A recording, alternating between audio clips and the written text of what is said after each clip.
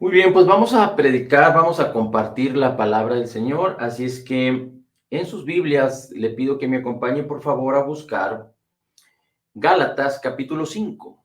Vamos a leer una porción de la escritura aquí en Gálatas, después vamos a ir a Hebreos y después a Romanos.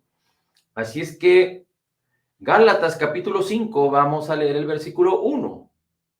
Dice así el versículo 1 de Gálatas capítulo 5. Manténganse pues firmes en la libertad con que Cristo nos hizo libres y no se sometan otra vez al yugo de la esclavitud. Miren que yo, Pablo, les digo que si se circuncidan, de nada les aprovechará Cristo. Versículo 3. Y otra vez testifico a todo hombre que se circuncida, que está obligado a cumplir toda la ley. 4. Ustedes los que por la ley se justifican, se han desligado de Cristo y han caído de la gracia. Ustedes los que por la ley se justifican, se han desligado de Cristo, han caído de la gracia. Pues nosotros, por el Espíritu, aguardamos por fe la esperanza de la justicia. Versículo 6. Porque en Cristo Jesús nada vale la circuncisión ni la incircuncisión, porque en Cristo Jesús nada valen la circuncisión ni la incircuncisión, sino la fe que obra por el amor. Y solo vamos a leer un pequeño fragmento del versículo 7. Ustedes corrían bien. ¿Quién les impidió el no obedecer a la verdad? ¿Quién les impidió no obedecer a la verdad? Así es que el escritor de Gálatas, que es el apóstol Pablo, está corrigiendo a los Gálatas. Tiene una intención de corregir a los Gálatas con la palabra, con el evangelio, con la sabiduría de Dios. La corrección no tiene que ver con que estás haciendo algo malo y te voy a corregir para que lo hagas bien. Aunque podríamos hablar que en sentido figurado o en sentido práctico esto podría ser correcto, pero no. Cuando el apóstol Pablo quiere corregir con la palabra, se está refiriendo a aquellos que empezaron por el Espíritu y siguieron por la ley, que empezaron por creer en Jesús, en la gracia de Cristo, y que siguieron desligarse de Cristo para seguir nuevamente en la ley. Dice entonces una vez más el versículo 1, manténganse firmes en la libertad con que Cristo nos hizo libres y no se sometan otra vez al yugo de la esclavitud. ¿A cuál esclavitud está hablando? A la esclavitud de los mandamientos, a la esclavitud del pecado, a la esclavitud de las ordenanzas, a la esclavitud de la ley de Moisés. En Romanos 8, capítulo 15 y 16, dice que Dios no nos ha dado un espíritu de esclavitud para estar en temor. ¿De qué espíritu de esclavitud nos habla? Del espíritu que está sujeto a la ley de Moisés. Y estar en temor es porque el hombre, delante de la ley, lo único que puede entender, si es que lo quiere entender, si es que deja su soberbia, es entender que es pecador. Y por lo tanto, si es pecador, lo único que puede resolver de sí mismo y examinarse a sí mismo es que está separado de Dios y tiene como destino la muerte y el infierno. Y eso causa temor. Pero gloria al Señor, porque dice Romanos capítulo 6, que la paga del pecado es la muerte, pero la dádiva, el regalo de Dios en Cristo es vida eterna. Así es que la ley fue dada, como lo hemos dicho ya una y otra vez, para que el hombre reconozca que es pecador y que no puede justificarse a sí mismo, para que entonces venga a Cristo y que en Cristo pueda recibir el perdón de sus pecados y la vida eterna. Así es que Dice, manténganse firmes en la libertad con que Cristo nos hizo libres. Está hablando a creyentes. Está hablando a creyentes que, habiendo sido libres por Cristo, ahora se estaban haciendo nuevamente esclavos, o estaban a punto de ser esclavos, o estaban caminando hacia la esclavitud nuevamente. Habiendo salido de la esclavitud, estaban regresando a la esclavitud. Y cuando la Biblia nos habla en Romanos 8, en el versículo 2, particularmente donde nos dice que Dios nos ha librado del poder del pecado y de la muerte, el espíritu de vida en Cristo Jesús nos ha librado del poder del pecado y de la muerte, es porque tú y yo éramos esclavos del pecado. Pero particularmente a los Gálatas los está corrigiendo en el sentido de sacarlos, de ahuyentarlos, de librarlos de la ley de los mandamientos, de la ley de Moisés, para permanecer en la libertad de Cristo. Ahora, recuerde que la libertad tiene que ver con permanecer en la palabra hasta conocer la verdad para experimentar libertad. Nadie puede ser libre o experimentar libertad si no permanece en la palabra y conoce la verdad de la palabra que nos hace libres. Solo permanecer y conocer la verdad de la palabra es la que nos hace libres. Y estoy hablando de la palabra de Cristo.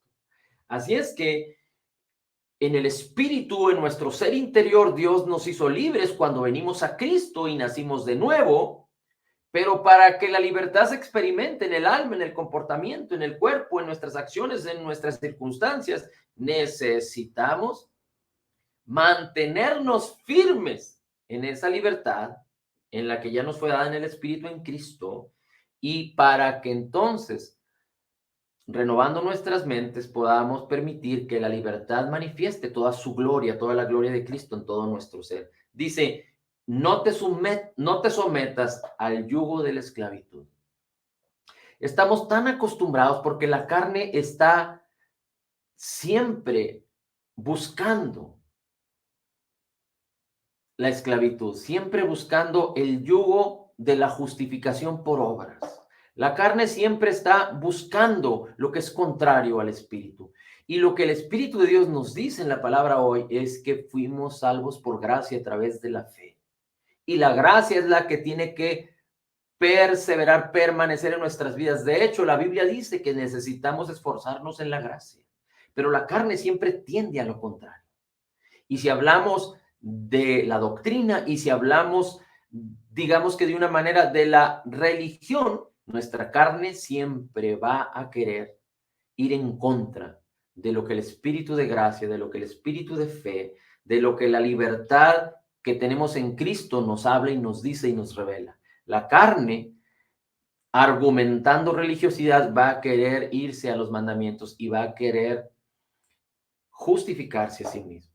Tú y yo no podemos servir, tú y yo no podemos vivir queriendo satisfacer los deseos de nuestra carne. Pero tampoco tú y yo no podemos buscar el querer agradar a Dios, el querer servir al Señor, queriendo nosotros forjarnos a nosotros mismos con reglas, con mandamientos, con promesas, con votos al Señor, pensando que el Señor se va a agradar cuando nosotros cumplimos. Porque cuando tú y yo queramos disciplinar nuestro ser, y no me malinterprete, la disciplina es buena, pero cuando tú y yo queramos disciplinar nuestro ser y enfocarnos, ya sea con ayunos, con oraciones, con la lectura de la Biblia, con permanecer con ciertas actitudes para sentirnos satisfechos, para sentirnos que cumplimos, y olvidamos que nuestras vidas deben de girar alrededor de Jesucristo, entonces vamos a perder nuestro objetivo. Y lo que no proviene de fe es pecado. Nuestro objetivo siempre tiene que ser Jesús. Y si nosotros hacemos algo, lo tenemos que hacer para Cristo, en el nombre de Jesús, para gloria del nombre de Cristo.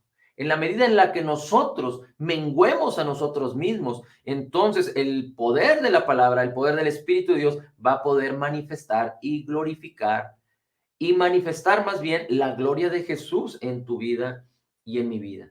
Dice, de nada aprovecha los mandamientos, de nada aprovecha La disciplina de nada aprovecha el sujetarnos a las cosas de los hombres, sino tenemos que aprovechar la bendición de la palabra y de lo que Dios ya nos concedió por gracia en Cristo a través de la fe. Es a través de Jesús.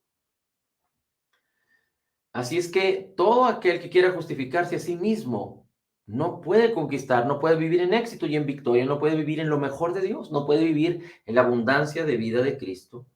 Dice el versículo 5, pues nosotros por el Espíritu aguardamos por fe la esperanza de la justicia. Usted y yo, si creemos en Cristo, necesitamos mantenernos firmes en el hecho de que somos la justicia de Dios en Cristo Jesús, firmes en la libertad con que Cristo nos hizo libres. Somos libres en nuestro espíritu, pero necesitamos, en el nombre de Jesús, esforzarnos en la gracia para que esa libertad se manifieste en plenitud, porque la carne, apenas te descuides, la carne va a querer irse en contra del espíritu. Mira, nosotros tenemos una mascota que normalmente la tenemos en el patio, a veces entra un poco a la casa, pero si nosotros abrimos la puerta de la calle, la mascota, si la tengo adentro, va a querer inmediatamente ponerse en la línea, es decir, a la puerta. Y si yo la abro, la puerta, y me descuido, arranco corriendo a la calle. Es inevitable, le hemos dicho, no, no salgas aquí y allá, pero si no me pongo enfrente para evitarle el paso, le abro la puerta, aunque no le abra a la mascota la puerta, sino que yo abro para recibir algún paquete o para atender algo en la parte exterior del frente de la casa, y me descuido, sale inmediatamente a correr a la calle y no obedece, sale y arranca carrera. Bueno, así está la carne, presta, lista para ir en contra de las cosas del espíritu. Y no estoy hablando que esté presta y lista para ir en contra a pecar con los pecados que a veces asustan a los religiosos. No, no, pero estoy hablando de que está lista a ir en contra de las cosas del espíritu. Mire, es muy importante que entendamos, como lo dice la escritura en Corintios, en Romanos, que lo que no proviene de fe es pecado. Así es que si no nos mantenemos firmes en la libertad con que Cristo nos hizo libres, la carne va a querer sujetarse al pecado, a la ley, a los mandamientos, a sus deseos. Ahora, ayúdeme por favor a ir a Hebreos. Vamos a buscar Hebreos, perdón. Ayúdeme por favor a buscar Hebreos capítulo 6. Hebreos capítulo 6 habla de cosas muy interesantes. Versículo 1. Por lo tanto, dejemos a un lado las enseñanzas elementales acerca de Cristo y avancemos hacia la perfección. Recuerden, usted y yo no somos perfectos, pero amamos y servimos a un Dios que es perfecto y se manifestó de esa manera perfecta en Cristo Jesús. Así es que, he aquí, personas que no pueden ser perfectas porque estamos en un mundo en caos, pero tampoco podemos servir al Señor y vivir una vida cristiana considerándonos imperfectos, en el sentido de inmediato voltear a la carne y voltear al pecado. No, no, sino dice el Señor, avancemos hacia la perfección. Y después dice, no volvamos a cuestiones básicas, tales como el arrepentirnos de las acciones que nos llevan a la muerte, o la fe de Dios, o las enseñanzas acerca del bautismo, o la imposición de manos, o la resurrección de los muertos y el juicio eterno. Estas cosas son importantes, estas cosas las podemos compartir y predicar, pero el escritor de Hebreos dice, no se vale que sigas sin entender lo más básico, que Cristo es el fundamento, que Cristo es las primicias de la resurrección, que Cristo es tu justicia, que Cristo murió por tus pecados. No es que no puedas predicar de esto, no, sino que no se vale que te quedes sin entendimiento, que vuelvas otra vez a fallar en el entendimiento y que no puedas concebir lo que Cristo Jesús hizo en la cruz del Calvario y en su obra terminada, completa y perfecta. Nunca es tarde para aprender, pero debemos permanecer en lo que hemos aprendido. Ahora dice el versículo 3, todo esto lo haremos si Dios nos lo permite. No es posible que los que alguna vez fueron iluminados y saborearon del don celestial y tuvieron parte en el Espíritu Santo y saborearon además la buena palabra de Dios y los poderes del mundo venidero, pero volvieron a caer. Y este versículo, volvieron a caer, la palabra caer en el griego tiene que ver, entre otras cosas, en su significado con la palabra apostasía. Es decir, apartarse de la fe o rechazar la fe. Así es que considerando esta definición, podríamos decir, pero no es posible que todos aquellos que fueron iluminados, saborearon del don celestial, tuvieron parte en el Espíritu Santo y saborearon además la buena palabra de Dios y los poderes del mundo venidero. Aquí muchos piensan que está hablando de incrédulos, que está hablando de incrédulos que estuvieron cerca de creyentes, que escucharon la palabra, que recibieron, que vieron el mover del Espíritu, los dones del Espíritu, pero nunca entregaron sus vidas a Cristo. Hay quienes piensan esto. Pero también hay quienes piensan que sí son cristianos y que habiendo empezado por el Espíritu y que habiendo experimentado tal gloria y tal bendición y tal madurez, dice, rechazaron la fe. Y rechazar la fe, fíjese, es muy importante esto, rechazar la fe no significa rechazar la Biblia. Apartarse de la fe, rechazar la fe, no significa rechazar la Biblia. Apartarse de la fe o rechazar la fe, la apostasía significa apartarse de lo que Jesús vino a instituir, vino a enseñarnos, vino a mostrarnos y lo que Jesús hizo por nosotros. Apartarse de la fe del evangelio de su gracia, apartarse de la fe o rechazar la fe que tiene que ver con la abundancia de gracia y la justicia. En otras palabras, apartarse de la fe tiene que ver con regresar a la ley. El mismo apóstol Pablo se los dijo a los Gálatas, lo acabamos de leer. Nosotros esperamos por la fe en la justicia que viene en lo que Jesús hizo por nosotros. Pero hay quienes quieren volver a los mandamientos y a la ley, y eso es apartarse de la fe. ¿De cuál fe? De la fe de Jesús. Nadie puede profesar fe, una fe genuina, si no está hablando de Cristo Jesús, de la persona divina de Jesús y de lo que Jesús hizo por nosotros en su obra terminada, completa y perfecta. Algunos pueden decir que tienen fe en los hombres, fe en las circunstancias, fe en las cosas. Hay quienes pueden decir que tienen fe en Dios, pero si no están hablando acerca de la fe de Jesús, que viene por oír la palabra de Cristo, entonces no están hablando de la fe del Evangelio, de la fe del Evangelio de la justicia, de la gracia, de la libertad de Cristo Jesús. Dice, aquellos que cayeron, que apostataron, que rechazaron a la fe, no pueden ser otra vez en arrepentimiento. Esto sería volver a crucificar al Hijo de Dios para ellos mismos y exponiéndolo a la vergüenza pública. Nadie que ha rechazado a Cristo va a encontrar otro Salvador. Nadie que haya rechazado al único mediador entre Dios y los hombres, nadie que haya rechazado a Jesucristo, el único Salvador, la única verdad, el único camino al Padre, va a poder encontrar otro Salvador. Yo he escuchado historias de creyentes nacidos de nuevo. Bueno, aparentemente, no lo sé si realmente fueron nacidos de nuevo, que han apostatado de la fe y se han regresado a otras religiones, a otros dogmas, a otras doctrinas completamente falsas o extrañas, que algunas pueden llamarse cristianismo o se dicen creyentes.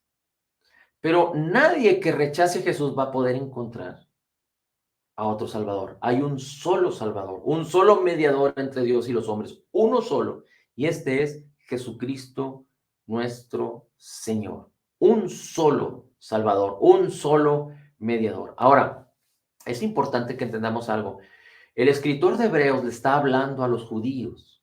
Los judíos venían de una cultura completamente religiosa, relacionada con la ley de Moisés. Aunque no todo respecto a las ordenanzas de la ley, sino que había ciertas, digamos que, versiones de su religiosidad y algunos habían malformado, malversado la ley. La tendencia cultural religiosa era la ley, los mandamientos de los hombres y creerse que son justos por su bondad.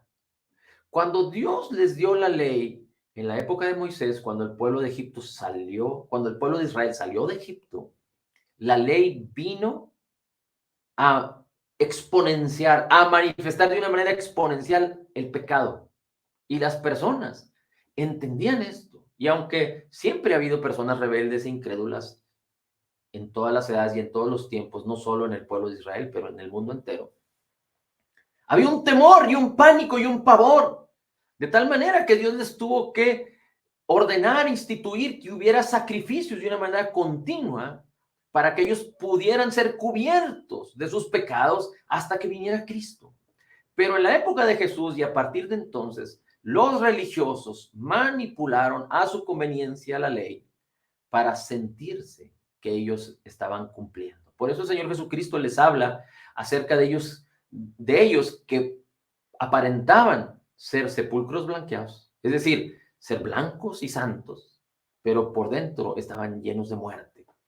Por eso las historias aquellas del fariseo que fue al templo y viendo un pecador que se arrepentía diciendo que soy pecador, el fariseo decía de sí mismo, gracias porque no me hiciste como uno de ellos. Es decir, ellos habían malversado, se creían tanto, se justificaban a sí mismos, engañándose a sí mismos, se justificaban acerca de que ellos estaban ya justificados para con Dios por sus obras. Nadie lo puede hacer, es imposible. Ahora, no podemos basar nuestra relación con Dios a través de lo que hacemos.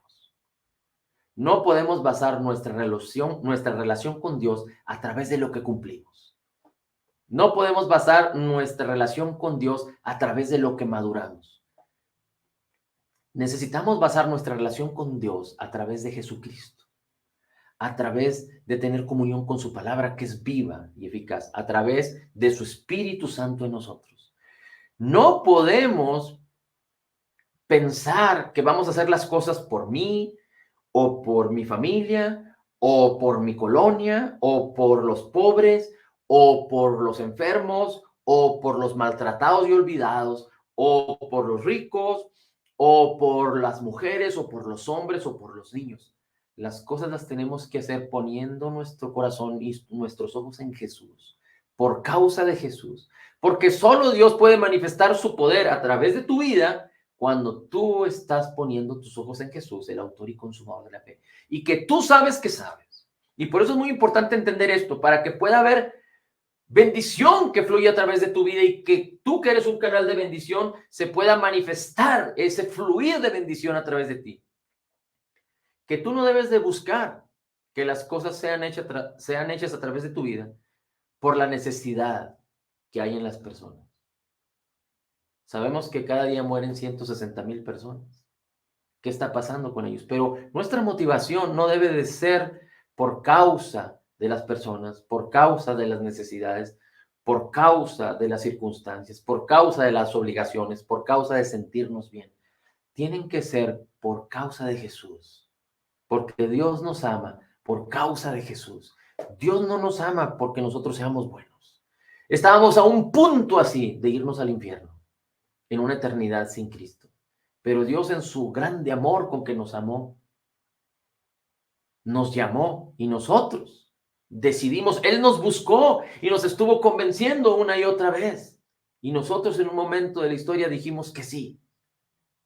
Así es que todo tiene que girar a través de la persona divina y maravillosa de Jesús. Y no debemos de perder de vista a Jesucristo y su palabra. Recuerda, Jesús es la palabra, Jesús es la verdad, Jesús es la gracia, Jesús es la justicia. Jesús es nuestro Salvador Redentor. Él es nuestra justificación, nuestra santificación. Bien, y por último, vamos a ir a Romanos, capítulo 12. Y este capítulo, pues lo hemos leído algunas otras veces, como en el versículo 1 dice que necesitamos ofrecernos a Dios en sacrificio vivo. Eso debe ser nuestra razón de vivir. Pero te voy a pedir que me acompañes ahora al versículo, en Romanos capítulo 12, versículo 9.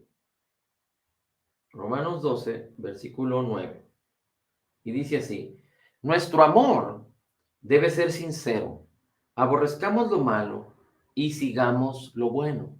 Nuestro amor debe ser sincero. Aborrezcamos lo malo y sigamos lo bueno. Todo el capítulo 12 está basado en que tú y yo ofrezcamos nuestras vidas en sacrificio vivo, número 1, a Dios, y número 2, que para que podamos lograr esto y que podamos ser eficaces siendo creyentes maduros o caminando hacia la perfección, como dice la Escritura, es renovando nuestras mentes con la palabra. Así es que en la medida en que renovamos nuestras mentes, nuestras vidas van a ser transformadas. Y es importante que en la transformación que vamos sufriendo en nuestro comportamiento, nuestro temperamento, nuestras actitudes, nuestros deseos, nuestros sueños, nuestra voluntad, entendamos estas cosas. Estas cosas no se logran si no hay una transformación en tu vida. Estas cosas no se logran como algo a lo cual tú tienes que acudir como obligación, ¿no? Estas cosas, el apóstol Pablo las escribe para que entiendas cuál es el resultado,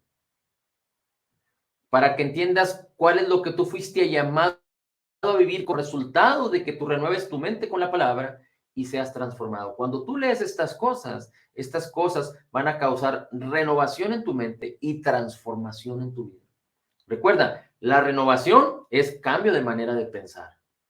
La transformación es que ahora tú vas a tener estas actitudes, no las que tiene tu carne, no las que quiere tu carne. Por eso necesitamos sujetar los deseos de la carne, pero menguar nosotros mismos y permitir que Dios se manifieste en nuestras vidas. Así es que dice el versículo 9, nuestro amor debe ser sincero.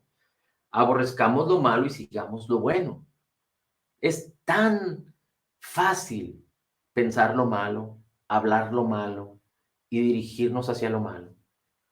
El pensar mal de alguien, el rechazar a alguien, el no ser paciente con alguien, el no caminar en la fe con alguien o a favor de alguien, tiene malicia. El hombre por sí solo, separado de Dios, sin tener su mente y sus corazones, su mente y su corazón en Dios, va a buscar lo malo, porque el pecado es lo que ha enseñado por toda la historia humana. Dice, nuestro amor debe ser sincero. Recuerda que tenemos el amor del Espíritu Santo en nuestros corazones, por el amor de Dios en nuestros corazones por el Espíritu Santo que nos fue dado. Aborrezcamos lo malo y sigamos lo bueno. Lo malo hay que aborrecerlo, hay que detestarlo y hay que resistirlo. 10. Amémonos unos a otros con amor fraternal, respetemos y mostremos deferencia hacia los demás. Si alguno demanda diligencia, no seamos perezosos. Sirvamos al Señor con espíritu ferviente. Gocémonos en la esperanza, soportemos el sufrimiento, seamos constantes en la oración. Cuando habla de la esperanza, el sufrimiento y la oración, está hablando del Evangelio. Está hablando de la esperanza, que es una intensa anticipación del bien, que es una expectativa de toda la bendición, de todo el bien que Dios ya causó, que Dios ya tiene para con nosotros por causa de Jesucristo y de lo que Jesucristo hizo por nosotros en el Calvario. Y cuando habla del sufrimiento habla de padecer por el Evangelio, no habla de lo que Cristo ya nos redimió del Calvario. Cristo nos redimió del Calvario para que nosotros no seamos esclavos de la enfermedad, del temor, de la pobreza, del rechazo, de la vergüenza, de la maldición, de la escasez, de la improductividad, de la depresión. No, cuando habla de sufrimiento, la Biblia habla acerca de los sufrimientos por el Evangelio. Ahora, si nosotros pudiéramos experimentar algo de lo cual Cristo Jesús nos redimió, necesitamos regresar al hecho de que somos la justicia de Dios en Cristo para entender que Cristo nos redimió y poder permanecer en esa verdad para ser libres de lo que Cristo ya nos redimió, porque nada de lo que Cristo te redimió tiene poder y señorío sobre ti. Eso es el pecado. Y tú y yo, por la ley del Espíritu de vida en Cristo Jesús, hemos sido libres de lo que Cristo nos redimió y de la muerte. Dice, seamos constantes en la oración. Si alguien no es constante y persevera en el Señor, recuerda que la oración tiene muchos matices. Adoración, acciones de gracias, orar en el Espíritu, petición, declaración de la palabra. Dice, seamos constantes. Y constantes no es una vez a la semana, constantes no es 2 veces a la semana. Constante está hablando de que necesitamos ejercitarnos diariamente en la oración. Dice, ayudemos a los hermanos necesitados, practiquemos la hospitalidad. Si te fijas, todo está hablando acerca de las relaciones. ¿Por qué? Porque el apóstol Juan, por ejemplo, dice, tú no puedes decir que amas a Dios cuando a tu hermano a quien ves no lo amas.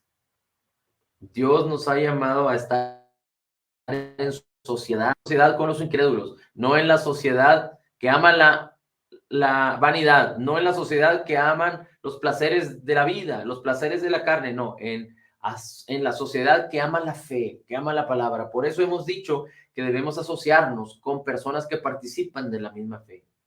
Dice, bendigamos a los que nos persiguen, bendigamos y no maldigamos. No somos llamados a maldecir a nadie. Los mismos discípulos del Señor Jesucristo querían hacer que viniera fuego sobre Samaria cuando rechazaron a Jesús, cuando Jesús iba en dirección a Jerusalén. Pero Jesús les dijo, yo no he venido a condenar al mundo. Jesús no vino a condenar, sino vino a salvar. Así es que no debemos maldecir, sino bendecir. Gocémonos con los que se gozan, lloremos con los que lloran. No se vale llorar con aquellos que están amedrentados y llorar y convertirnos en amedrentados, en temerosos, en sufridos por causa de lo que Cristo ya nos redimió. Se trata de permanecer junto con aquellos que están sufriendo para levantarlos, para animarlos. Si alguien está llorando, yo no puedo llegar con gozo y con júbilo y hacer lo que cambie, sino debo entender y debo ayudar, pero debo perseverar y permanecer en lo que he creído, en la verdad de Cristo, para sacar a cualquier persona de esa actitud y poder llevarla después al gozo. No podemos ser incongruentes con lo que las personas están viviendo, pero tenemos que no ser tampoco insensibles, pero no dejarnos llevar por los sentidos, pero permanecer con una actitud firme en la convicción de fe para poder animar, para poder bendecir a otros. Gocémonos con los que se gozan, lloremos con los que lloran, vivamos como si fuéramos uno solo, asociados con los de la misma fe. No seamos altivos. Aquel que es altivo es aquel que está viviendo separado de la fe, aquel que está queriendo justificarse a sí mismo. Aquel que es altivo es aquel que defiende sus derechos. Aquel que es altivo es el que defiende sus pensamientos, aunque sean contrarios a la palabra. Aquel que es activo es el que defiende, que conoce más o cree más y quiere imponer sus cosas. No, aquí hablamos y predicamos a un Cristo vivo. Hablamos de la Biblia, predicamos el Evangelio de Jesucristo y tú decides aprovechar la bendición que Dios ya te concedió en Cristo Jesús a través de cómo respondes a la palabra de vida, a la palabra de fe. Nadie te obliga, pero es tu decisión.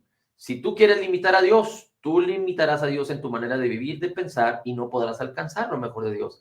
Pero en el nombre de Jesús, de una manera continua, estamos animándote para que respondas positivamente al Señor. No lo limites en tu manera de pensar, en tu manera de actuar, sino que permitas que el Señor opere en tu vida en todo lo que Cristo ya nos concedió, que ya nos otorgó por gracia en su obra terminada, completa y perfecta. Dice, no seamos altivos, sino juntémonos con los humildes. Los humildes son los que creen en la justicia del Señor, los que permanecen en el amor. Los humildes son los que creen en el Señor Jesucristo, en el Evangelio verdadero. Los humildes son aquellos que no se justifican a sí mismos.